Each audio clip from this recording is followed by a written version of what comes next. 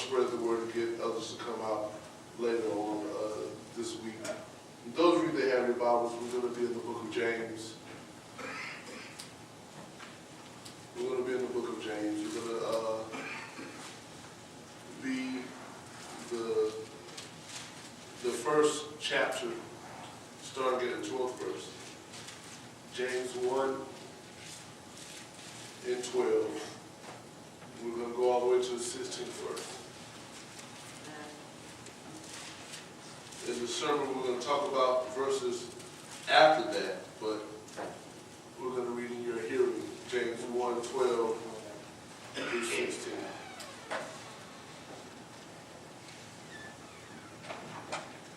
And the Bible, King James Version, reads this: Blessed is the man that endureth temptation, for when he is tried, he shall receive the crown of life, which the Lord hath promised to them that love him.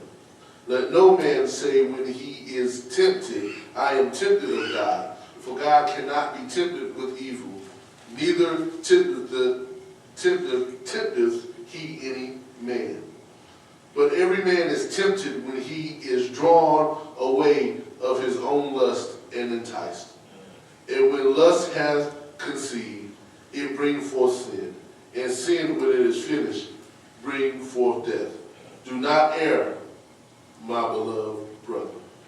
May the Lord have a blessing to the reading of his word.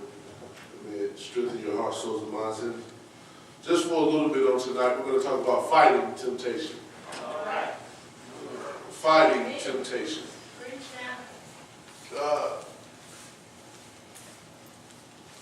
I don't know, there's some particular trends that happen in today's church, and I don't know where they came from. But in today's church, I kind of watch Christian television some, and I try to keep my ear abreast to what's going on in the church, and I don't hear a lot of people dealing with issues anymore in the church. They deal with money, they deal with praise, they deal with coming out, but they don't deal with the issues that you're having while you're in. It's hard pressed to find sermons nowadays that deal with issues from a biblical perspective. Now, you do have some prominent preachers who have written a couple of books and who have become authors who deal with issues from more of a psychological level and some of a practical level, but I don't hear a lot of sermons preached nowadays dealing with issues from a spiritual level. Here in James, in the first chapter, James was talking about some things, and in the 12th verse, he started to talk about some issues that we would have spiritually in the church. Understand this, these issues are the biggest things to make folks backslide. These issues are what makes people act a little strange sometimes. These issues are the things that make a seemingly good person act a little bit strange. All right. As I was thinking about this sermon, my mind reflected back on a movie. I was almost fond of it, but it dealt with some issues as well. It was almost like the sermon. It was called The Fighting Temptations, where there was a con man who had been called back to his place of birth in his youth because his aunt wanted to bless him with some money, but she only had one condition. He had to help the church choir and do some things. He had to take on the legacy that was the ministry of his family, and the young man did it with intentions on swindling and getting his hands on the money because he had found himself between a rock and a hard place. He had found himself out of money, out of options, and out of people to swindle. So he said, if I can get my hands on this money my aunt gave me, then I can solve some of my issues. And the movie went and dealt with his issues of abandonment, and it dealt with certain issues, but I liked the movie because it reflected issues in the church. It reflected the issues that the current choir director had with turning over control to some people. It dealt with issues that the pastor had of being confrontational with the saints. It dealt with issues that the church had of just being behind the pastor and behind the mission of the church. So it dealt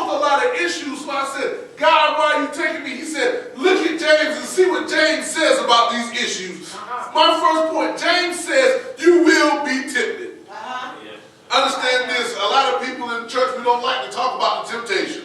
Why? Because temptation prepares people for something that they don't want to go through. Temptation prepares people for things that they don't want to deal with. If we talk about the temptation, we have to let young, especially young Christians know you will be tempted. That's right. That's right. The one certain thing is in the 12th verse, he didn't say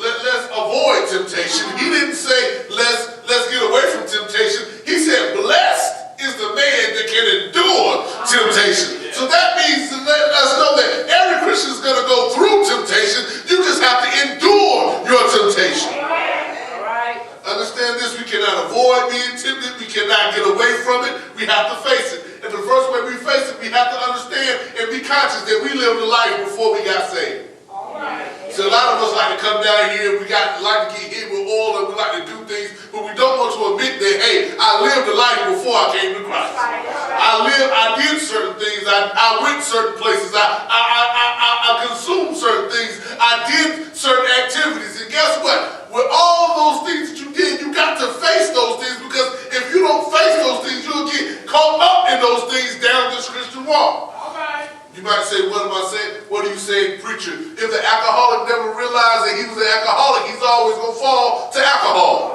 If the drug dealer doesn't realize, hey, I'm a drug dealer, you're always going to fall to drugs. If the whoremonger doesn't realize I'm a whoremonger, you're always going to fall to lust. So what is James saying? James said, ho, ho, ho, I know you're saved, I know you're trying to be sanctified, I know you're seeking to be filled with the Holy Ghost, but guess what? You better understand who you were before you came to Christ and face those things, because if you never face who you were in the mirror, guess what? The devil always has one up on you. Yes, he does. Yes, he do.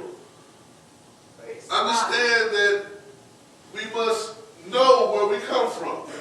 You said, give me some Bible, preacher. It's interesting how the devil tempted Jesus when he was in the wilderness. Why did the devil tempt Jesus like he did? He didn't tempt Jesus with a woman. He didn't tempt Jesus with alcohol. He didn't tempt Jesus with drugs. He tempted Jesus with money.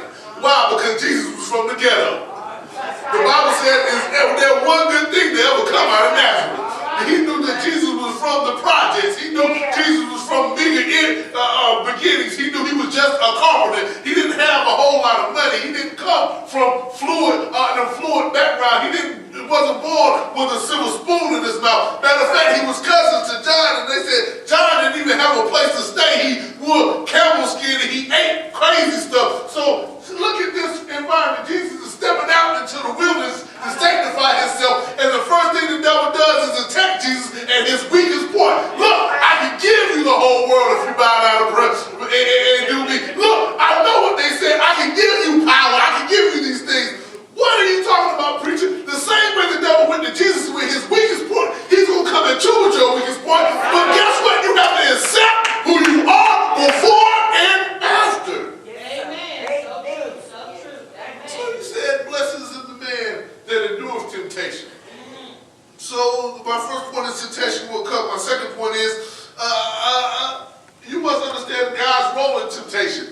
God never tempts anybody. He allows temptation to prove his kingdom power. All right. All right. What are you saying, preacher? That God doesn't tempt you with anything, because God can't be a tempter. Why? Because God can't deal in anything that's not holy. That's right. Temptation comes from people that ain't holy. All right. God can't deal in things unholy. So if he can't deal in things unholy, guess what? He can't be the tempter. But what he does is he allows temptation to come, because in the word he says, I will send a comforter and a keeper, which is the Holy Ghost. He has to allow you to get tempted, because if you're never tempted, he doesn't prove who he is. So we must quit finding excuses with our temptation. You know, we're good for excuses with our temptation. You know, we'll blame coincidences on the Lord's will. You know, you intended on staying home, but because you felt the pain in your finger, the Lord knew I was going to get this pain in my finger. That's why he told me to stay home.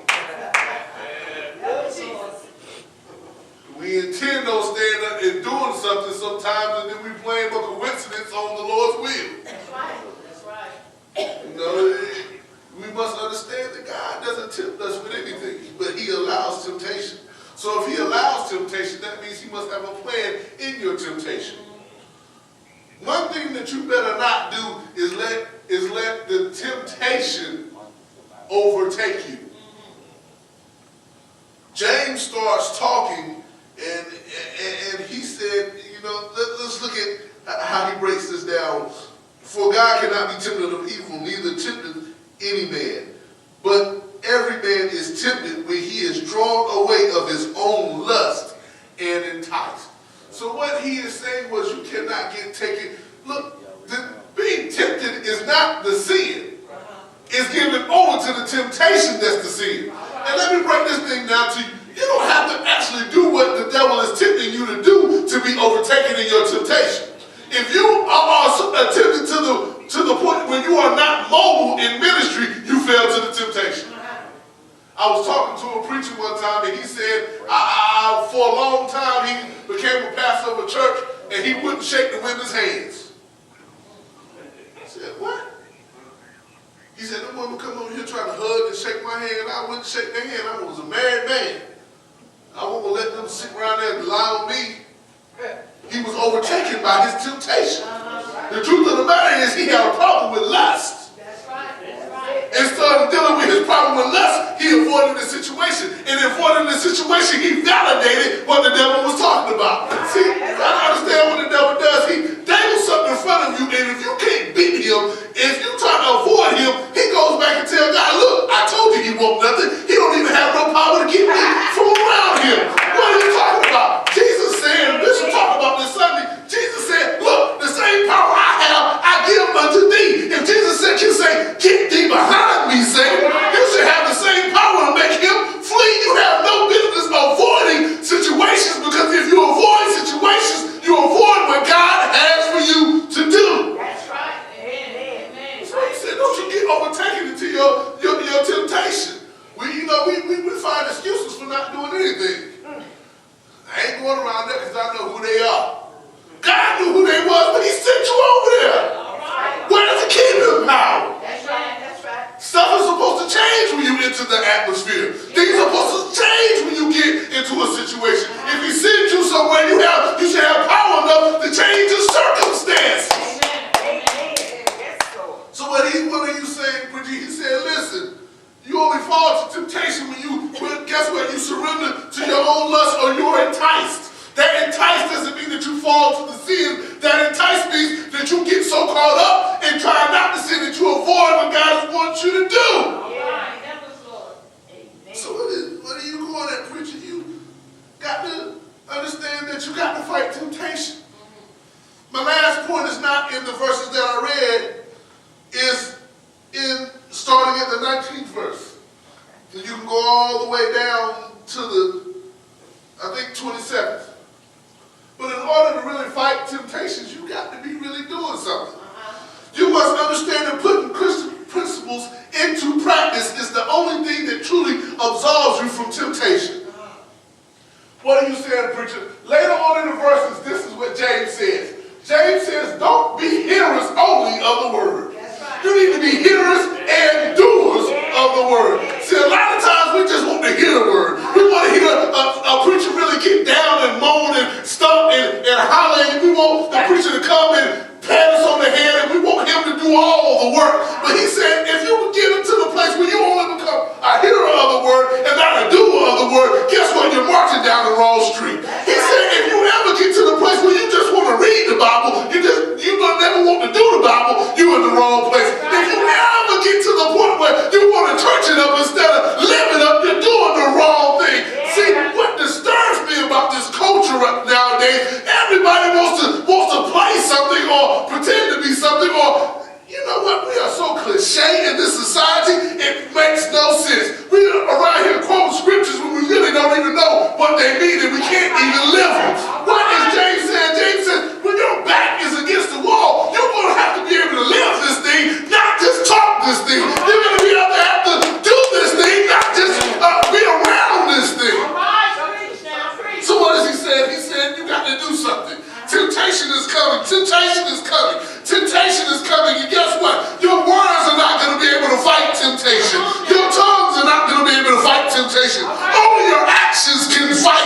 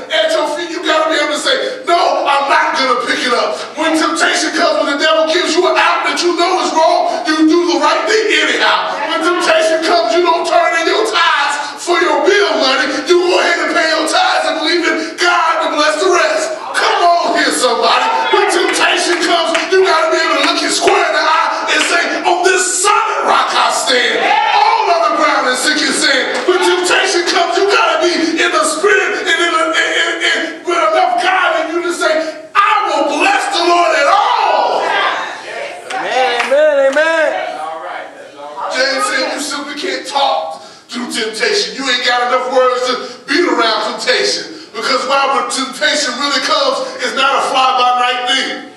All right. Praise God. When temptation comes, you're confronted with the devil himself. Jesus, help us, Lord. How do you know that? Because the Bible didn't say a rich ruler tempted Jesus. That's right. He said Satan. If you look at Job, the guy said, Job, devil, what are you doing? I'm going through the earth, seeking who I may devour. He didn't send an imp at Job. Job was tempted on every hand. Why? Because the devil himself showed up. Oh my God. When you're tempted showed up, the devil himself shows up. You know why? Because guess what? He got a plan. And let me tell you something. That in order to really get past a temptation, in order for something to not bother you anymore, you have to whip it good when it's in front of you. Amen. See, some of us like to skirt around issues. We're escape artists in the church. Temptation comes and we can escape from dealing with that temptation. You know how I know? Because I was good at it. I could escape from messing with temptations. I was slick at that. Didn't want to deal with my issue. See, temptation comes to prove that the Holy Ghost is changing you. Because the Bible says, if any man be in Christ, he is a new creature. All things become new and all old things are what? Passed away. So when temptation comes, it's coming to prove that scripture right. Or prove that scripture wrong. And so what happens is when temptation comes, we see how not close we are to God. Yes, when stuff is going good, we're close to him. When we got money in our pocket, we can sick of Messiah real good. When things are going well, guess what? Our hands are lifted. We got a shout in our feet. Guess what? When things are going great in our lives and stuff is moving in our direction, guess what? We are some of the best Christians. But when stuff don't get quite right, and I'm not talking about the stuff like being broke, but when stuff don't get quite right, when somebody keeps rolling their eyes at you, you know you got an anger problem. When people start getting on your nerves, you know you got an annoying problem. When somebody's getting too close to you, you don't know how to cut them off. When that temptation hits you, you can't skirt around the issue. You got to meet it head on, looking in the eye, and beat it to death. How do you beat it to death? You look him in the eye and say, though you slay me, yet will I trust him. Though you're coming against me, guess what? I got a God that will deliver. Yes, you can sit beside me. Yes, you can keep calling my phone, but I don't have to answer. Yes, you can roll your eyes, but I don't have to respond. Yes, you can be right there, but I will praise God anyhow.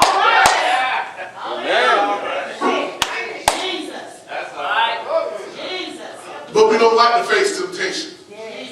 Because in order to fight temptation, you got to fight yourself. Because guess what? Temptation don't come from the other person, it comes from you. Because the whole problem with temptation is this is stuff that you want to do. We're good at blaming somebody else. But you want to do it. Everybody, want nobody else there. What everybody else got to do with you? Amen, amen. Everybody else went, so what? Amen. What does that have to do with you? Such and such won't get, so what? You know, we'll pull out some examples too. Such and such did it. What does that have to do with you? Every man must work out his own soul salvation.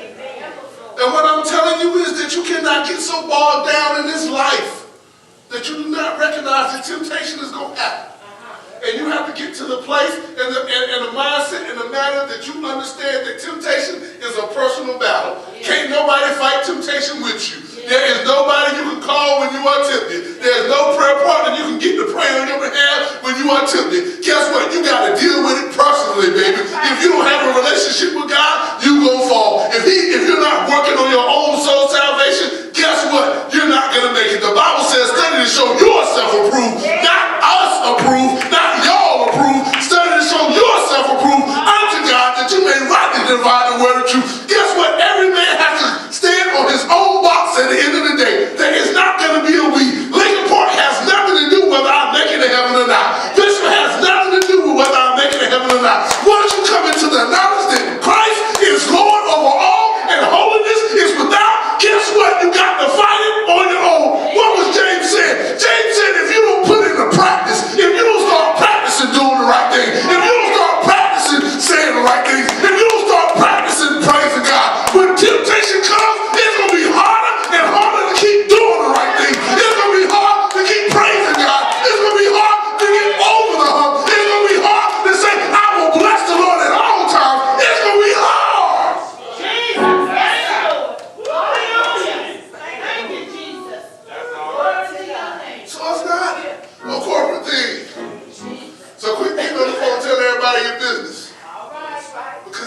help you.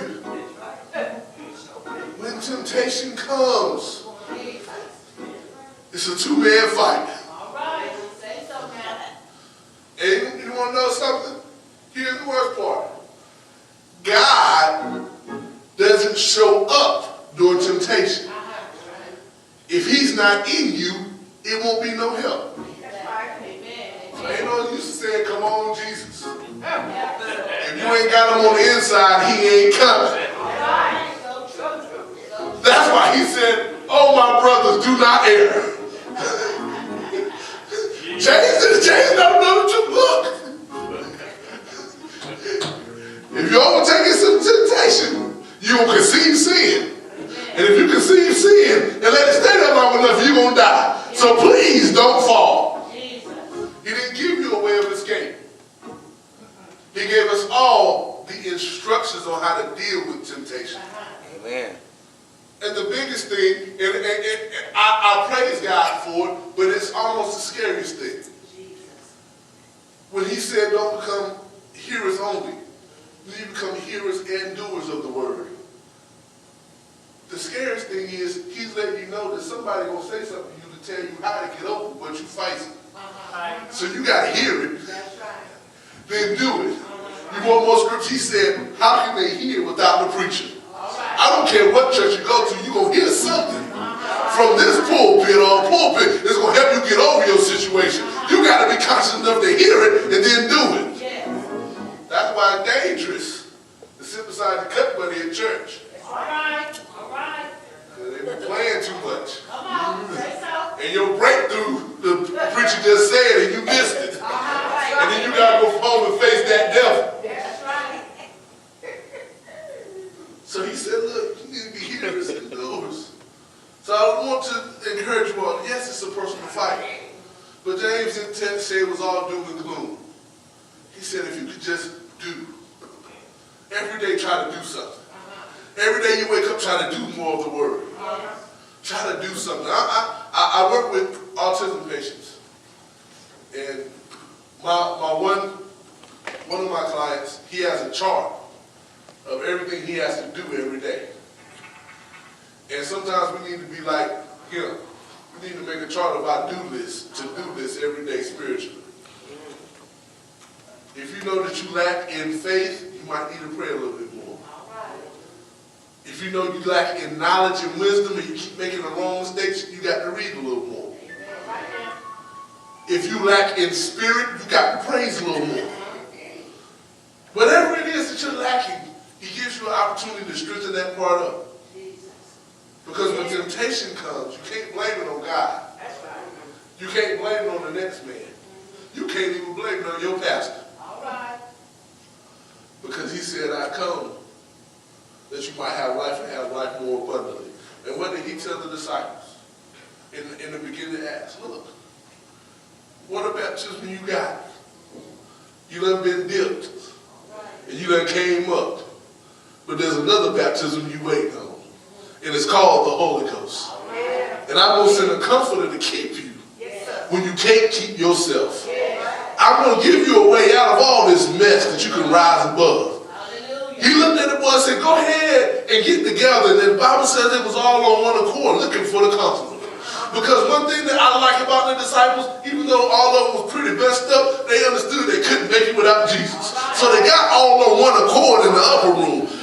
They weren't so much waiting on the Holy Ghost to come, they was waiting on the change to come. Because Peter understood, I denied Christ 3 times before the clock rose. Guess what? Old Doubting Thomas said, I even had to put my hands in the nail prints. I had to look at him and I got down in my heart. Some others said, look, I know I'm there, but I'm still thinking that he was supposed to be a Jewish leader. And I don't understand what happened and why he died and came back. So the boys understood that, guess what? We got some flaws. And if Jesus said, I'm going to send something to correct these flaws, guess what? I'm going to wait on my change. So when they got to the upper room, they weren't so much waiting for the Holy Ghost to move so they could shout. They was waiting on their change to come. They weren't so much waiting on the Holy Ghost to come so they could speak in tongues. Guess what? They was waiting on their change. Because they understood that in Matthew, He said, look, I'm no longer in the world, but you are. Occupy here till I come. Yes. You got some work to do. They understood I cannot do my work if I don't get my change. That's right. Yes, yes. So understand this. And I'm going to my seat. Point one, temptation is going to come. Point two, God ain't sending it, he's just an allowing it. Yes. And point three, if you ever want to whoop it, just start doing something. All right. All right. Just start doing something. Jesus. Just be about your father's business. Come on now, say so. Thank you. Just be about your father's business. Yes, Lord. If you got tunnel vision and stuff on the side of the road, don't matter. If you got tunnel vision, you don't see it no way. Right. It's hard to distract somebody with tunnel vision. Why? They got one goal and one purpose. To get to their goal. That's it, right? If you concentrate on that cross and you ain't looking at all this other stuff falling by the wayside, you will not get distracted. Yes. So And true. That's what temptation is, just a distraction. So true. Yes. That's what temptation is, a distraction. Yeah. And that's the devil's biggest weapon. Yes. So you all pray my strength in the Lord. Amen. Amen. Amen. Amen. Amen. Amen, amen, amen. Most definitely thank God for the word that came forth on tonight. We're going to ask Sister Hunter to come with the announcement, and if she have any remarks, after that, back in the hands of the speaker for dismissal.